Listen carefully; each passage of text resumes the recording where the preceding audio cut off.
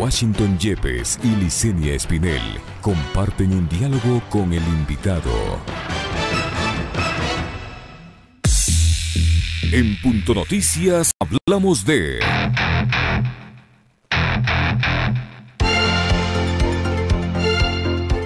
En medio del complejo panorama económico generado en la emergencia sanitaria por el COVID-19, la caída del precio mundial del petróleo y el freno de la tributación, el gobierno ecuatoriano anunció una nueva medida destinada a paliar la crisis, que hasta ahora ha generado la pérdida de más de 150,000 puestos de trabajo y un déficit fiscal de 12,000 millones de dólares. La creación de un consejo asesor de expertos en materia económica. Que empezará a elaborar en las próximas semanas y en el que participan el exministro de Finanzas Fausto Ortiz y el ex jefe del Banco Mundial Augusto de la Torre, se anunció la participación también de Pablo Lucio Paredes, quien luego la desmintió. Deberán renegociar la deuda externa, conseguir nuevos acuerdos con organismos multilaterales y hallar nuevas formas de financiamiento. Pero los propios expertos tienen sus dudas con respecto a los resultados de esta asesoría. Sobre este tema hablaremos con Andrés Mideros, decano de la Facultad de Economía de la Pontificia Universidad Católica del Ecuador. Bienvenido.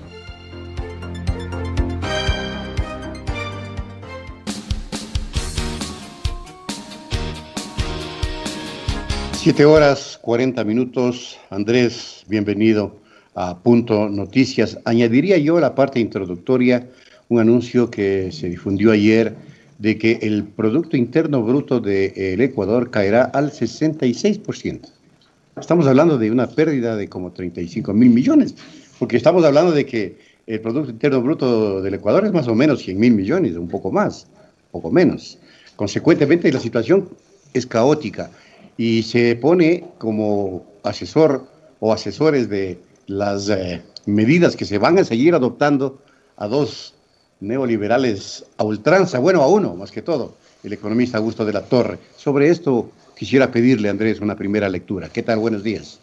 Buen día a todos y todas, buen día a quienes nos escuchan también, un gusto siempre poder acompañarles. Sin duda empiezan a salir ya una serie de informaciones que son relevantes para el futuro de la economía y el futuro del bienestar en el Ecuador. Creo que a todos nos preocupa este periodo de aislamiento social debido a la pandemia del COVID-19 y las perspectivas que tenemos hacia futuro, tanto en términos económicos como sociales. Y ahí se han visto una serie de impactos que se han venido generando, ¿verdad? El mismo aislamiento ha generado una para del 70% del aparato productivo, del trabajo, del empleo. Estimaciones que hemos hecho en el Instituto de Investigaciones Económicas de la PUCE nos daría cuenta de que en este momento de aislamiento las personas sin un flujo de ingreso ha subido al 66%, o sea, con un flujo de ingresos menor a la pobreza, que es coyuntural. Si el INEC pudiese en este momento levantar las encuestas que normalmente hace cuando se puede movilizar, estaríamos hablando de que la pobreza por ingresos coyuntural en este instante estaría en el orden del 66%. 6 de cada 10 ecuatorianos con un ingreso menor a la línea de pobreza, que es de $85 mensuales, ¿verdad? Pero eso es ahorita. Ahora que se abra, que empecemos a reactivarnos de a poco, de todas maneras se espera que ya en términos estructurales la pobreza, que estaba en 25%, se suba al orden del 28-29%, es decir, casi 1 millón de personas adicionales en situación de pobreza es uno de los impactos que se esperan de esta crisis, dadas las medidas que se están tomando, ¿verdad? Y sí, el Banco Central del Ecuador ayer nos hablaba ya de que esperan de que la economía caiga entre el 7 y el 9%. Nos da cuentas también que las perspectivas que se tenían anteriormente eran muy optimistas y que los impactos han sido mayores. Eso sin duda va a traer una serie de repercusiones en términos de empleo, de trabajo, de inversión y por ende de calidad de vida de las personas, que es en donde creo yo debemos poner el centro de atención, cómo vamos a sostener el bienestar. Y el bienestar justamente pasa porque hayan productos de primera necesidad, porque la gente tenga un empleo, un trabajo y por ende un ingreso y que pueda adquirir esos bienes y servicios para satisfacer sus necesidades. Esas dinámicas económicas que se van moviendo conjuntamente con las dinámicas sociales para dar bienestar. A mí me preocupa mucho, en ese sentido, las medidas anunciadas en cuanto a que seguimos estableciendo una política centrada en la austeridad, en el recorte del gasto público. en la renegociación de la deuda. Y aquí quiero ser muy claro, renegociar la deuda hay que hacerlo. Ser eficientes en el gasto público hay que serlo, pero recortar la inversión pública y los servicios públicos generan un doble impacto en estos elementos de bienestar. Recortar el gasto público más de lo que ya se ha hecho pone en riesgo los sistemas de salud, de educación, de inclusión social, de seguridad. Y por el otro lado, reducir la inversión pública pone un freno al crecimiento. Es decir, a ver, si en el 2020 por el aislamiento y por el impacto del COVID-19 la economía va a decrecer entre el 7 y el 9%, ya, listo, sabemos, han habido 3 meses de aislamiento social, algún impacto va a haber, pero ¿cómo nos pensamos del futuro? ¿Dónde está la política de reactivación? Y perdónenme, una política de reactivación no puede ser, vamos a seguir recortando la inversión pública, porque la economía crece si es que alguien invierte. Y el sector privado tiene sus propios problemas también en este momento, sin duda. Hay bajas expectativas, sabe que no va a haber un mercado dispuesto a adquirir gran cantidad de bienes y servicios, porque el ingreso de los hogares también se reduce, porque se están reduciendo jornadas, porque se está despidiendo gente. Entonces no es que va a haber un conjunto de consumidores que demanden gran cantidad de bienes. Entonces los inversionistas privados, en sus expectativas, frenan sus inversiones. Además no tienen acceso a crédito, etcétera. Entonces inversión privada difícilmente va a haber. Y si además no hay inversión pública, ¿quién va a reactivar la economía? Alguien tiene que invertir. Entonces es un contrasentido pensarnos que tenemos que seguir implementando políticas de austeridad. Y quizás hay ato con el anuncio del presidente de la comisión, más allá de lo anecdótico, pero que preocupa, de que uno de los miembros que anunció el presidente luego diga que no, que nunca ha acordado, porque ya genera dudas de la forma en que se conforman estas comisiones, más allá de lo idóneo o no de cada uno de sus miembros.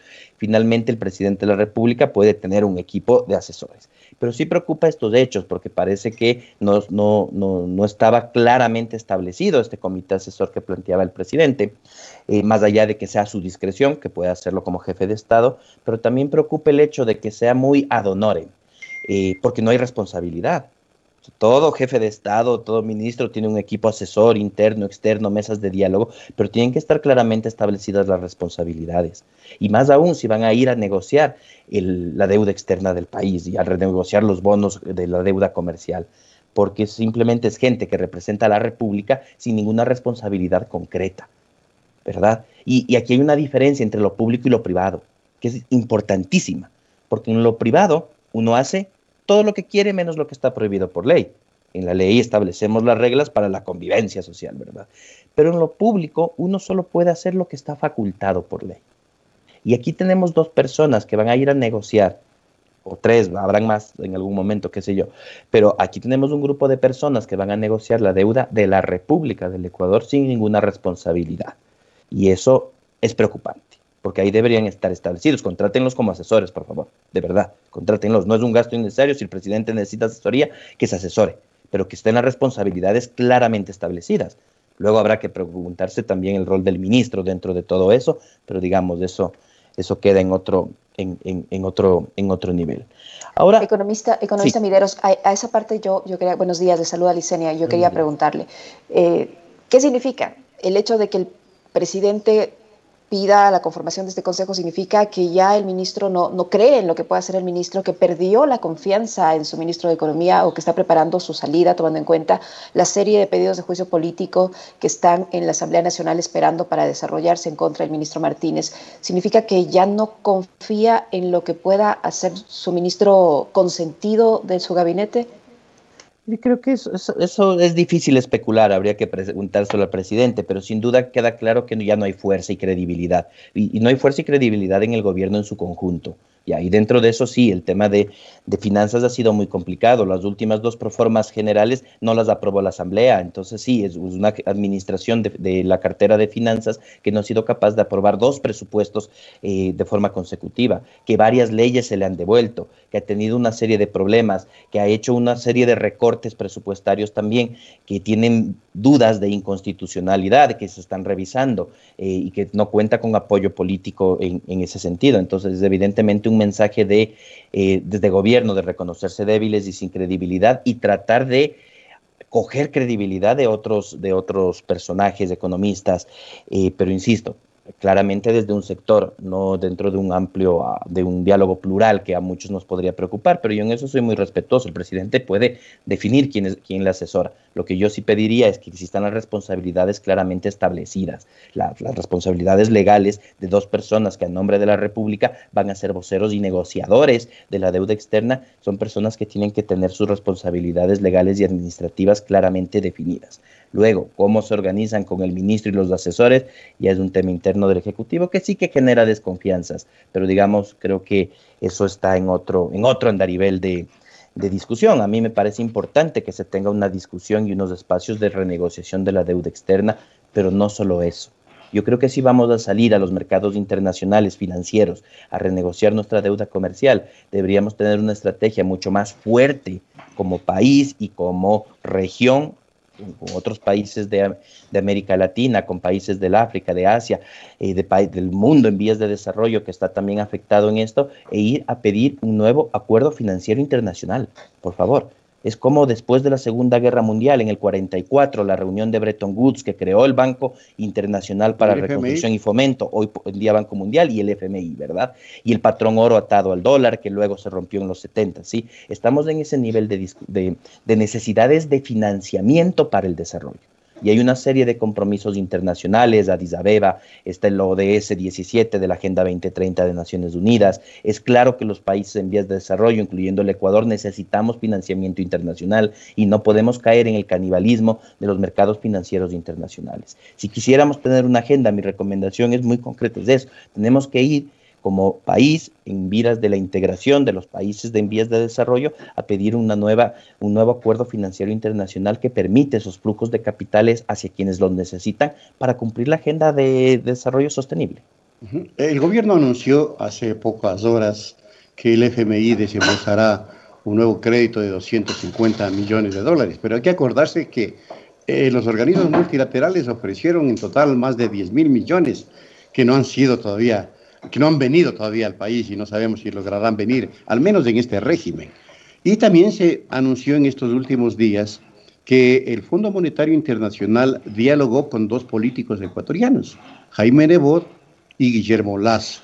Es decir, sobre la base de que estos dos políticos son los eventuales potentes candidatos a la presidencia de la República.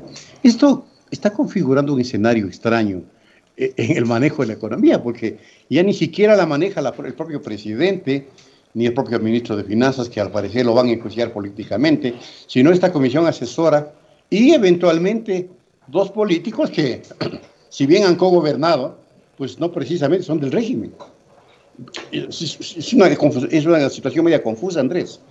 Es una situación bien preocupante porque evidentemente, y lo hemos advertido desde ya 2 años siquiera atrás, la ausencia de un programa económico claro y transparente, digamos, de hacia dónde va la economía, de cómo se maneja, de dónde se toman las decisiones. Entonces sí, entrando en esos escenarios hay un conjunto de alertas, entre esas que se nombre a un delegado en una comisión, que el presidente no ha sabido si se ha acordado o no se ha acordado, entonces hay otros actores evidentemente hablando con las personas que van a asesorar, la misma necesidad de una asesoría, el hecho de que esa asesoría no asuma unas responsabilidades legales concretas dentro de la administración pública, que es muy preocupante. El FMI es un banco y el FMI sabe que no hay confianza, que no se sabe qué vaya a pasar en cuanto a la política económica, porque lo que propone el gobierno no tiene apoyo ni político ni social, para nada, ¿verdad?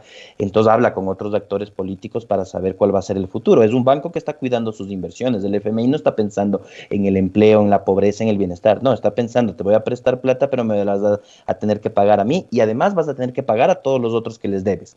Por eso es que nos impone una serie de medidas que garantice que paguemos. Es cuando, como si una persona va al banco, el banco le va a hacer un análisis de capacidad de pago y le va a decir, ok, ¿sabes qué? Para poder pagarme a mí vas a tener que dejar de comer 3 veces al día, comerás solo 2 para que me puedas pagar. Ese es el tipo de planes de austeridad del FMI como banco, no hay que pedirle más al banco, el banco es banco, y es un banco internacional, se acabó el cuento, ¿verdad?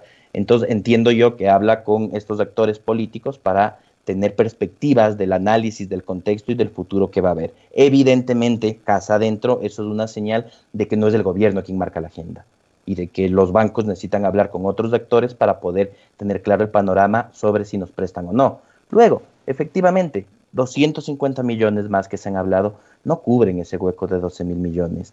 El pago que se hizo de deuda externa era de 350, es decir, nos prestan menos de lo que pagamos. Es como quien ha pedido años atrás un crédito en la cooperativa, como que si te piden un encaje superior a lo que te están prestando. O sea, deposite 1.000 para prestarle 500. Eso es lo que nos están diciendo básicamente. Entonces, no termina de cuadrar como un plan de financiamiento. Sabemos que los mercados internacionales están muy cerrados y muy competitivos, porque todo el mundo está pidiendo deuda y porque Estados Unidos, Europa, están saliendo a colocar bonos de deuda externa de ellos y que son mucho más atractivos que los ecuatorianos por todos los problemas que sabemos. Por eso es que, insisto, lo que necesitamos es un nuevo acuerdo financiero internacional. ¿Qué falta nos hace en este momento? Iniciativas como el Banco del Sur, por ejemplo, que nos permita como región canalizar de mejor manera los recursos y los préstamos de desarrollo, ¿verdad? Pero ese tipo de iniciativas ahorita hay que ponerlos sobre la mesa en conjunto para poder discutirlas. Economista, hay alertas entre los ciudadanos por la conformación que tiene este consejo, tomando en cuenta, por ejemplo, nombres como el señor de la Torre, que nos recuerda a muchos el tema del feriado bancario y que además genera alertas en el sentido de que unos días antes de que se envíe la ley humanitaria a la Asamblea Nacional, que ya fue aprobada y que evidencia una regresión en derechos laborales sin precedentes, fue aconsejada por este señor en una reunión que incluso fue difundida a través de un audio en redes sociales, que le decía al ministro de Economía qué es lo que tiene que hacer, y en efecto fue lo que se hizo. El señor de la Torre decía que es el momento de aplicar, que la realidad superó la legalidad y que en ese sentido vale hacer lo que sea, y es lo que se hizo. Eso ha generado alertas y temor entre la ciudadanía de no saber qué consecuencias vamos a tener los ecuatorianos con decisiones o sugerencias de ese tipo. Sí, y efectivamente frases como esta de la realidad supera la legalidad son altamente preocupantes, ¿no? A mí esa frase sí me generó mucha consternación, porque si una persona es capaz de decir ya está en una situación o está en un contexto y uno piensa la realidad ha superado la legalidad, lo que me está diciendo es que va a romper la ley. Así de claro, eso es lo que nos están diciendo, porque justificados o tratando de explicar un determinado contexto, entonces ya la ley ya no sirve, tengo que romperla porque la realidad tiene unas condiciones que ameritan eso.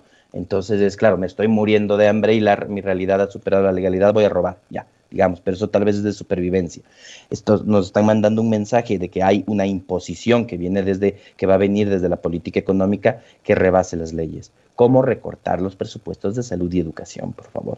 Porque eso es justamente eso. La Constitución es muy clara de que ni en estado de emergencia se pueden utilizar recursos de salud y educación para otros fines, ¿verdad? Sin embargo, lo hicieron. Recortaron los presupuestos, ¿sí?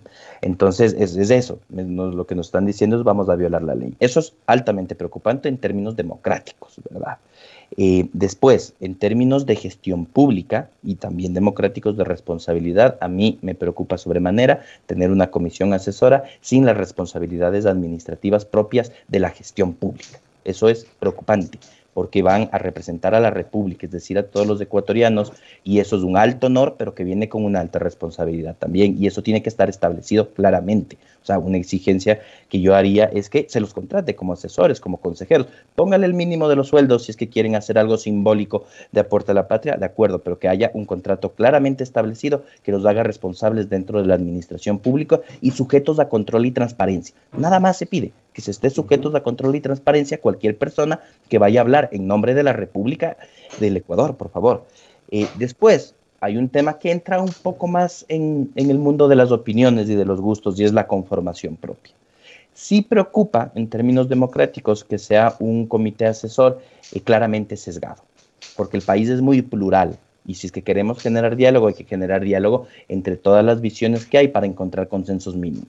Aquí no hay nada de diálogo, hay una visión claramente establecida de un modelo empresarial y de recorte del Estado en el equipo asesor que se ha conformado. Entonces sí hay una preocupación democrática en términos de cómo se conforma con un sesgo claramente establecido hacia un modelo empresarial, de económico empresarial, ¿verdad? Y de recorte del Estado que pone en riesgo muchas cosas. Pero de ahí, insistiré yo en eso, el presidente tiene la capacidad y la delegación de dejar de asesorarse por quien desee asesorarse. Luego, en términos democráticos, nuevamente, evidentemente es ya una política económica que lo hemos advertido hace más de 2 años, que ya no cumple ni con el Plan Nacional de Desarrollo ni con el programa de gobierno, que fue lo que se eligió en las urnas en el 2017, ¿verdad? Entonces, claramente otro gobierno, no es del gobierno que se escogió, no es del Plan Nacional de Desarrollo que se elaboró en función de un programa de gobierno, esto ya es otra cosa, no lo que se eligió democráticamente. Entonces, también hay otra alerta y otro riesgo democrático dentro de eso, en la discusión. Sin duda hay muchas cosas para alarmarse y para estar atentos, para exigir que se cumplan esos elementos básicos, que se priorice el bienestar y que se abra un poco más de pluralidad dentro de la discusión para poder llevar unos acuerdos mínimos en beneficio de todo el país. No sé qué tan posible sea priorizar el bienestar, porque el propio presidente Moreno en una última intervención dijo que no descartaba nuevos ajustes en materia de medidas económicas. Yo no sé qué más puede hacer en términos de lo que ya ha hecho, pero también está pendiente el manejo que puede hacer Moreno de la economía en el momento que ponga el ejecútese a las leyes que aprobó la Asamblea y que por cierto, también es extraño que todavía no las envíe para conocimiento de la Asamblea. ¿Qué estará pensando Moreno hacer allí? No se sabe. Consecuentemente también, Andrés, le quería preguntar yo a usted, ¿qué otras medidas más puede tomar el régimen? Aparte de lo que ya ha tomado, precarización laboral, renegociación de la deuda, pago de la deuda, despidos masivos, ¿qué otras medidas de ajuste más se pueden tomar? ¿O qué está planeando? Es profundizar en la misma línea, recortar más la inversión, recortar más el gasto, que ya va a caer en la lógica de la reducción de servicios públicos, más privatizar, seguir privatizando empresas públicas, todo, hidroeléctricas, entrar en una agenda dura de privatización, que es lo que se vendría, porque la agenda de flexibilización que lleva a la precarización laboral ya está establecida en este último proyecto de ley. Entonces eso preocupa mucho. Yo entendería que se están demorando justamente esperando estas negociaciones, quieren ir con hoja en blanco, con asesores privados, a sentarse en la mesa de negociación de la banca internacional para ver qué más nos piden, y eso es lo más preocupante de todo. Claro. Entonces, esas mesas de negociación, lo que hay que exigir desde la academia, desde los medios, desde la ciudadanía, es que haya absoluta transparencia, por favor, que haya absoluta transparencia, que el país tiene una situación muy compleja, que estamos atravesando una pandemia, que ha muerto miles de ecuatorianos, que vamos a entrar en un proceso democrático de elecciones. Entonces, no es un momento de tomar decisiones a la ligera, sino de generar espacios transparentes de reflexión para encontrar acuerdos mínimos. Porque sí, lo que se dice, lo que preocupa ahorita de ese silencio, de esa espera y de esos anuncios de que vendrán más medidas, es que voy a ir a sentarme con dos negociadores privados sin responsabilidad administrativa en hoja en blanco a los mercados internacionales para ver qué me dicen y en función de eso tomar decisiones. Entonces, el bienestar de los ecuatorianos justamente es muy complejo la situación. El empleo se sigue perdiendo, la pobreza sube, la desigualdad sube, el sector educativo también está golpeado en términos de capacidad de financiamiento. Hay muchísimos elementos que habría que pedirle un pare, digamos, al gobierno nacional en términos de regresar a escuchar a los diferentes sectores para poder lograr unos acuerdos y no tomar decisiones ahorita cuando estamos ya entrando en un proceso electoral. Correcto. Economista Mideros, ¿usted cree que el presidente a estas alturas debe cambiar su ministro de Economía? Mire, la política económica en sí tiene muy baja credibilidad. Yo creo que vendría bien un refresque en miras de buscar unos acuerdos mínimos en este momento. El presidente ha dicho: necesitamos estabilidad, por favor, no hagan juicio político. Miren, traigo 2 asesores. Lamentablemente los asesores que trae son los asesores que ya estaban, solo que los pone ya visiblemente, pero sin responsabilidad administrativa, ¿verdad?